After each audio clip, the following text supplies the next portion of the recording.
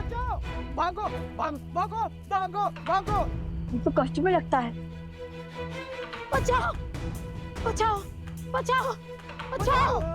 अरे आप सब बताएंगे? आप सब इतने भयभीत क्यों हैं? कहाँ भाग रहे हैं? कोई बताएगा? हमारे गांव पर इसी को किसी राक्षसी माया ने घेर लिया है। सभी किसी विचित्र रोग से ग्रसित हो रहे हैं। हम ऋषि हरित को खोज रहे हैं क्योंकि उन्हीं के पास इस रोग का उपाय है। ठीक है, जन लाओ इनके लिए।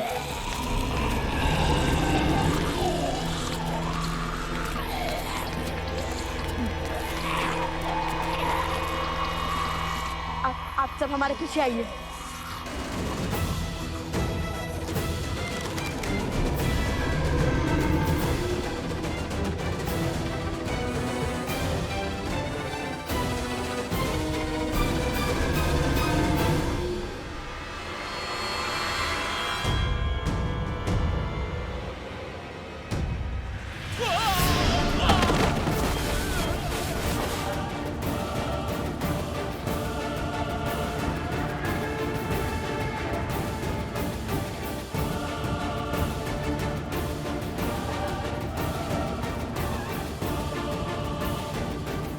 पूर्व में बसे परेशी गांव में पुनः असुरी रोग फैलाओ।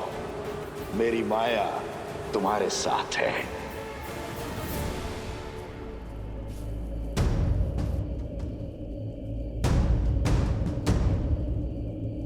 इस घने धुएं में तो कुछ दिखाई नहीं दे रहा भैया।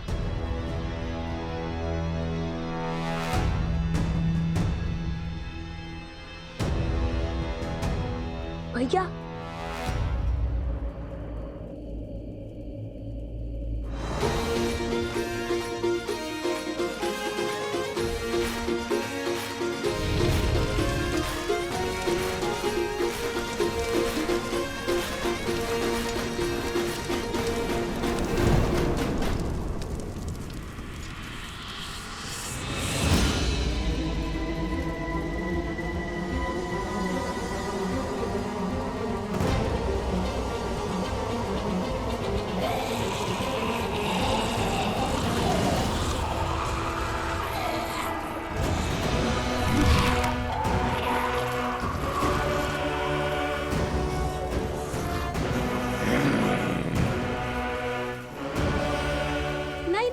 इन्हें मत मारिए।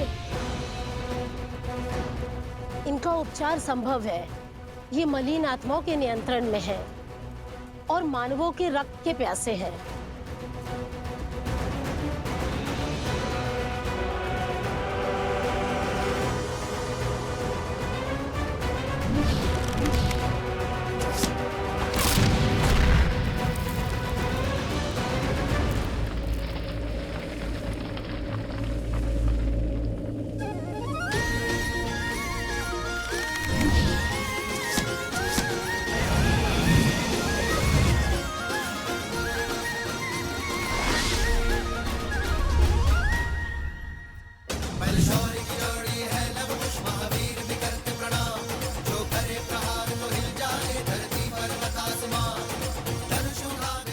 लव कुश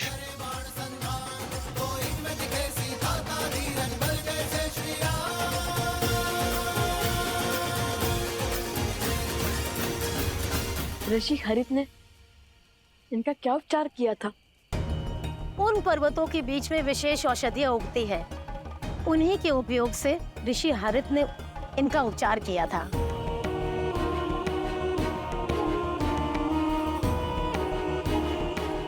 आप और गुरु अवत्सदा और भाभी श्री प्रसुता के साथ ऋषि हरित के पास जाइए। हम औषधि लेकर आते हैं। और महाशय आप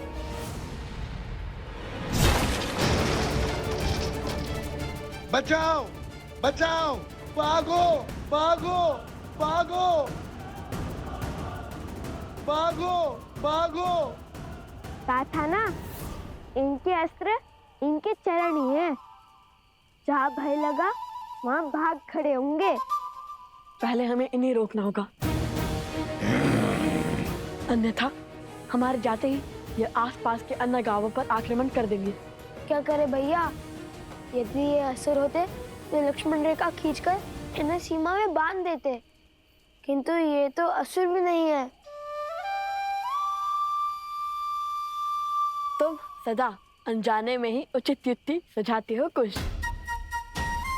असुर नहीं तो क्या हुआ, हम इनके आसपास एक अभिमंत्रित रेखा तो खींच ही सकते हैं ना। जो अशुद्ध होते हैं उन्हें सदा शुद्धता से, पवित्रता से संकट होता है।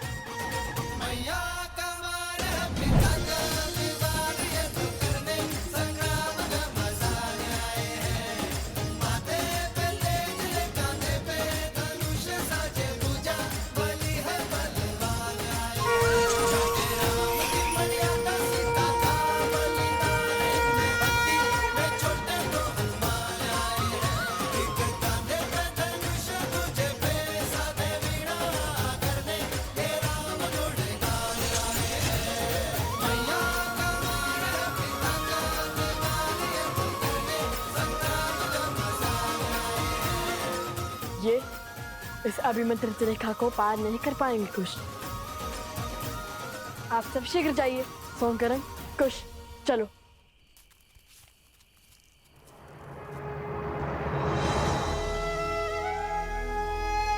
हे माता तमसा, आप सब नदियां, बहनें हैं इस भूमि पर हर और उपस्थित हैं। मेरी आपसे विनती है माता, मेरे पुत्रों का मार्गदर्शन करने में, रक्षण करने में उनका सहायक बनिए। उनके प्रभु पर उनकी अटूट श्रद्धा को बनाए रखने में सहायता कीजिए माता।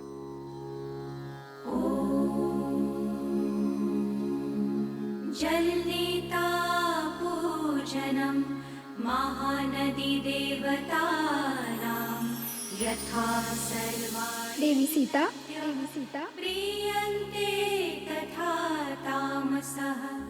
ॐ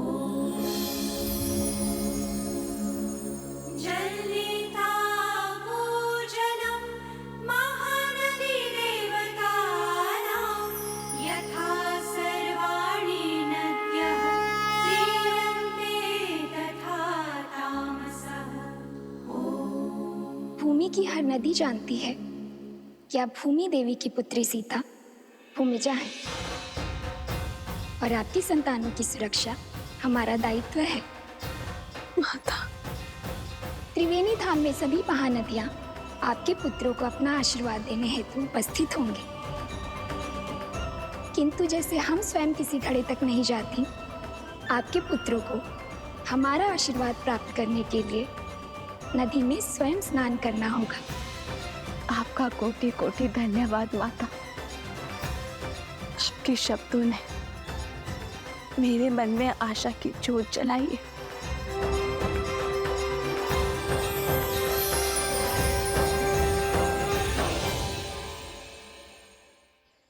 अतिशीघ्र चलो, यह अश्व तो पर्वत की ओर जा रहा है।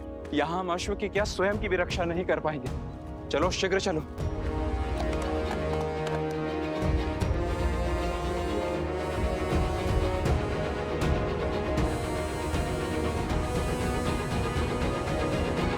संकल्प है माता सीता को खोजने का। महत्वाकांक्षा है यज्ञ के अश्वों को बांधने की। प्रवास है स्वर्ण के कमल लाने के लिए। सज है इनकी रक्षा करने के लिए। भैया, ये क्या पहेली है? पहेली का उत्तर एक ही है कुश, आस। और यदि भगवान वाल्मीकि ने यह आदेश दिया है तो अवश्य ही हमारे सारे कार्य एक स्थल पर जाके जुड़ते होंगे। अश्व, अश्व? इसके ऊपर तो छत्र है, कहीं ये अश्वमेध का अश्व है।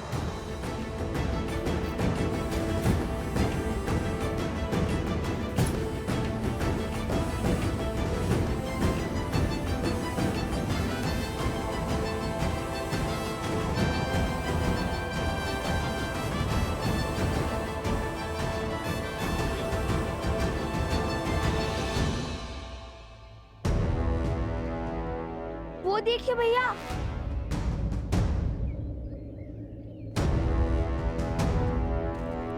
राक्षस लगते हैं। अश्व के लिए आए हैं। चलाइए तीर और कर दीजिए इन्हें परास्त। ध्यान से देखो, वे सैनिक हैं और हम सैनिकों पर आक्रमण नहीं कर सकते, किंतु अश्व के लिए केवल इतने सैनिक।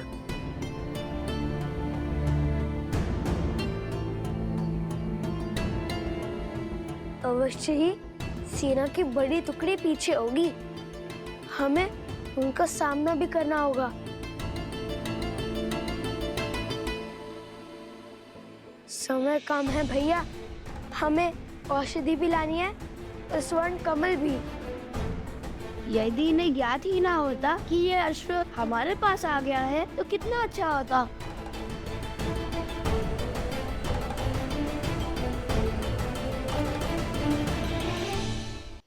कुश, सोम, आसपास के गांव से एक अश्व ला। हम उस अश्व को इससे बदल देंगे और जब तक वो हमारे ये भेद जानेंगे तब तक यज्ञ का अश्व हम ले जाएंगे। उचित है, आप यही अश्व पर दृष्टि रखिए, हम जाकर अभी अश्व को लाते हैं। मुझे तो अश्व से बात करना भी आता है, वो मेरी बात यूं मान जाएगा। अश्व मिल गया, अब चलकर श्री राम से प्रश्न करेंगे। लक्ष्मण, संसार को कालांतर तक गौ पूजा स्मरण रखनी चाहिए। वेदों में भी गौ सेवा को सबसे पवित्र माना गया है। गौ के चरणों में तो देवता भी निवास करते हैं। और जिस प्रेम से गौ अपने शिशु का पालन करती है, उसी प्रेम से संसार को भी पालती है। गौ केवल एक पशु नहीं, वो हमारे लिए माता समान है, जो निस्वार्थ अपने दूध से संसार का पोषण करती है। जिस स्थान पर गौ का सम्मान होता है, वह स्थान कभी निर्धन या भूखा नहीं रहता।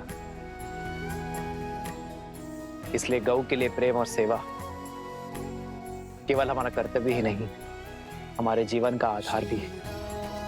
श्री राम श्री राम श्री राम।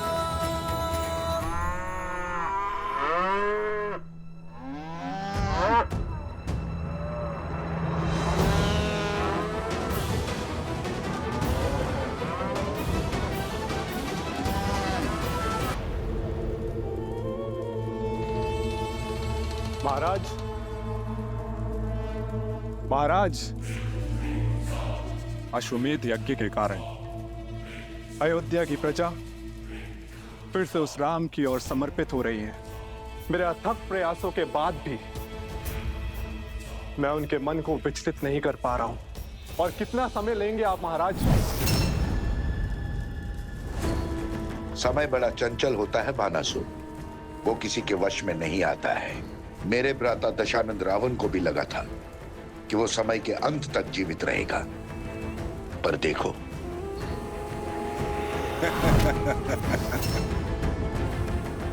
मैं उन बालकों के मन में एक बीज बो चुका हूं, एक सोच कि संसार में ऐसे भी पिता है जो अपने बालकों की सहायता के लिए कभी नहीं आए।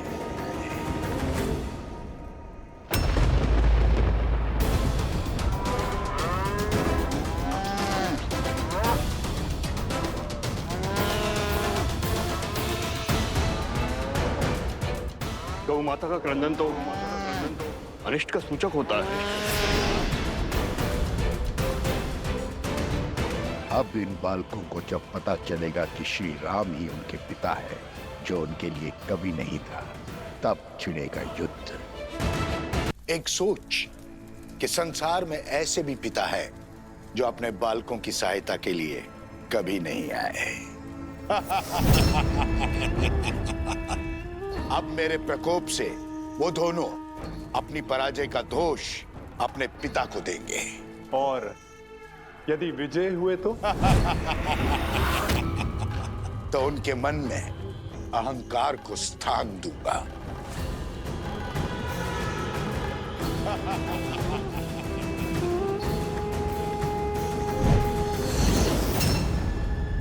अब उन्हें सत्य बताना मेरा दायित्व है। उन्हें यह ज्ञान देना कि उनके पिता और कोई नहीं, उनके आराध्य श्री राम हैं। और जिस सीता से मिले बिना वो उसके कष्ट को जानकर इतने विचलित हो गए, वो और कोई नहीं, उन्हीं की माता है जिसका राम ने त्याग किया है।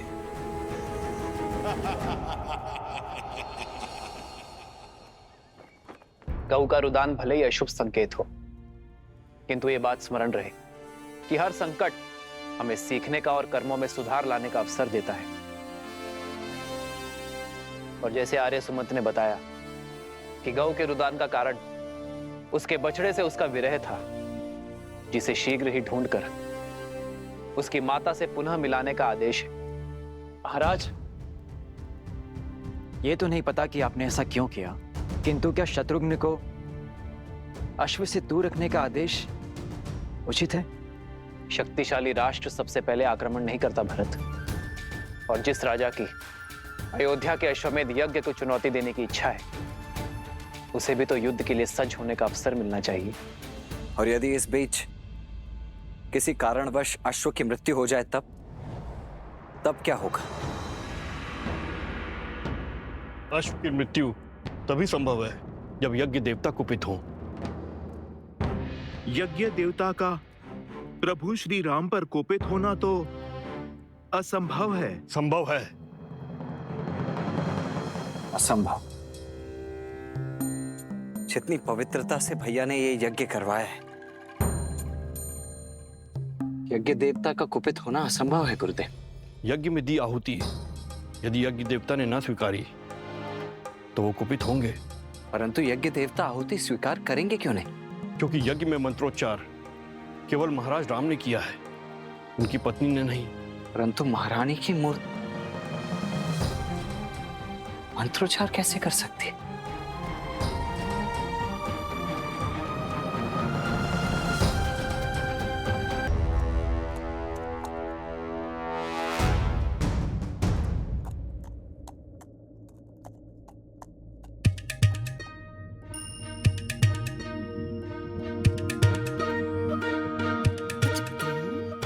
क्या लाए हो तुम?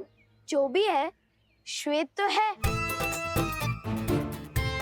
गांव में केवल यही एक 4 पैरों वाला प्राणी है जिसका रंग श्वेत जैसा है, और ऊपर से वस्त्र और छात्र भी ला दिया मैंने इसके लिए। अब चलो अश्व बदल देते हैं। सैनिक थके हुए हैं, हमारा भेद जाने में उन्हें समय लगेगा, जब तक हम निकल जाएंगे। दिख रहा है अश्व किसी को? दिख रहा है क्या? नहीं, लगता है और ऊपर गया है। शीघ्र खोजो उसे। चलो।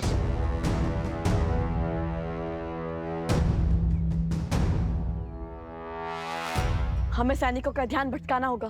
जो आ गया भैया, आप अश्व को पकड़िए, मैं अश्व की ध्वनि निकालता हूँ, उनका ध्यान भटकाता हूँ। ये अश्व की ध्वनि है या फिर गधे की? पर भैया गधा तो डी चौ करता है।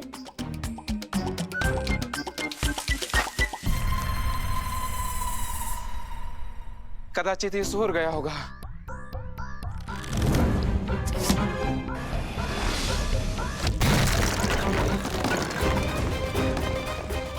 ये इस और क्या ध्वनि है?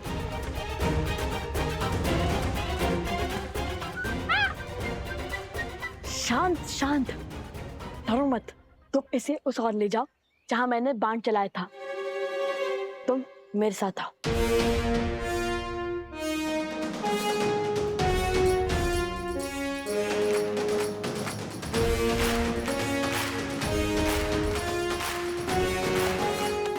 स्मरण है ना हमें अश्व को कैसे रोकना है? कैसे रोकना है? ये बात कब हुई? तो तुम्हें क्या लगता है भगवान वाल्मीकि ने हमें मिथिला के प्रवास के लिए क्यों भेजा था? ओ, स्मरण है, इस प्रवास की तैयारी के लिए।